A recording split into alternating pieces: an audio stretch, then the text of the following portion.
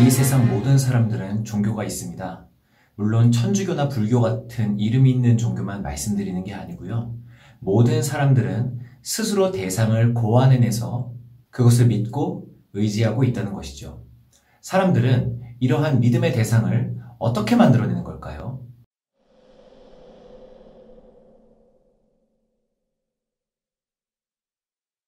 모든 사람들은 깨달음이라는 것이 있습니다. 유치원에 다니는 어린아이에서부터 학력이 전혀 없는 산골 오지의 할머니에 이르기까지 세상을 살아가며 늘 무엇인가를 스스로 깨닫죠. 당연히 자기 주변에서 일어나는 일들로만요. 이 깨달음은 어떠한 진리를 찾을 수 있는 능력입니다. 기독교 강요 3장에서 살펴봤듯이요. 이 능력은 당연히 신께서 우리에게 본성으로 탑재시켜 주신 것이에요. 하지만 우리는 어떻게 배웠었죠? 이 능력이 망가져 버렸다고 했습니다. 이것을 칼빈은 무지함이라고 이름 붙였었죠. 이 깨달음으로요, 자기 주변의 세상 만사들을 경험하게 되잖아요. 무조건 인간은 이때 자신만의 신을 만들어낸다고 합니다. 식욕이라는 본성이 무조건 음식을 먹게 하는 것과 마찬가지죠. 필연적으로 이것을 우리는 미신이라고 하는 것입니다. 이 미신이라는 말이 참 적절한 단어입니다. 미신이라고 할 때의 미라는 한자는 길을 잃었다, 헤매다 라는 의미의 미인데요. 미로, 미야, 미혹 할 때 쓰는 한자입니다. 즉, 신을 찾는 것으로부터 헤매는 것을 미신이라고 볼 수가 있겠죠.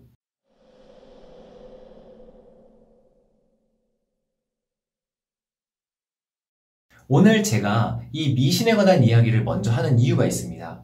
오늘의 주제인 우상이라는 것이 만들어지는 원인, 그 원인이 바로 이 미신에 있기 때문입니다. 진짜 신을 발견하는 방법은 오직 그 신께서 직접 자신을 드러내신 성경밖에 없다고 배웠습니다. 하지만 이 참신을 어느 정도만 인지한 사람들, 즉 어정쩡한 사람들을 의미하죠. 그 사람들이 세상 만서로부터 얻은 스스로의 깨달음과, 이거를 우리는 철학이라고 볼 수가 있어요. 이 철학과 이 성경 말씀이 섞여지게 되면요, 이게 완전히 한 그릇의 짬뽕이 되어버립니다.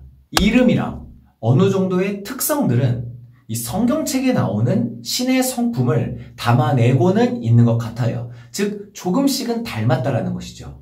근데 그것들은 신의 한쪽 눈, 한쪽 팔다리씩을 떼어버린 그림 같은 그런 결과물이 되어버리고 마는 거죠. 여러분, 제가 당신의 얼굴을 그려주겠다면서 그림을 그려요. 그런데 당신은 한사코 말렸어요. 아, 그리지 말라고.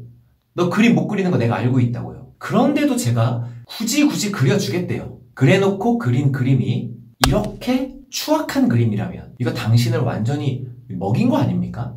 그러나 이 사람들은 우겨요. 당신과 똑같이 닮았다고, 이렇게 추악한 그림이 당신과 똑같이 생겼다고 우긴다는 겁니다. 아주 모욕적이겠죠.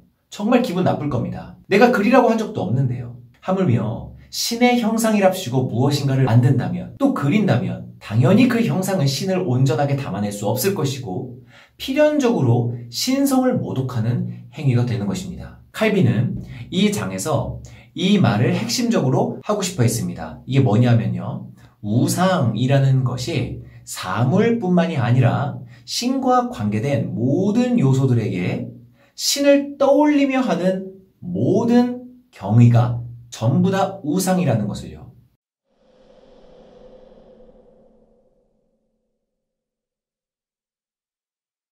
이 문제를 다루기 전에 우리는 경의를 표하는 것의 종류에 대해서 좀 짚어두어야 합니다. 우리는 웃어른이나 성공한 사람, 나에게 도움을 준 사람 등에게 예의를 갖춰서 경의를 표해요. 대표적인 예로요, 부모님에게, 또 은사님에게, 영향을 준 친구나 선배들에게 그렇게 경의를 우리는 표하죠.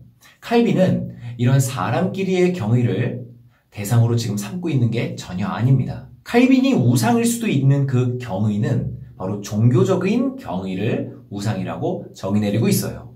딱 들어도 요즘 떠오르는 사례들이 있지 않으신가요? 교회의 목사님들이나 성당의 신부님들에게 일종의 신적인 우월성을 느끼면서 우리가 경의를 표하는 마음들. 이러한 모든 종교적인 경의는 원래 신이 받으셔야 하는 경배의 일부를 저자들에게 떼어주는 꼴이라고 합니다. 신의 고유한 영광의 영역을 사람이 자신의 권한으로 다른 존재들에게, 그 눈에 보이는 존재들이겠죠?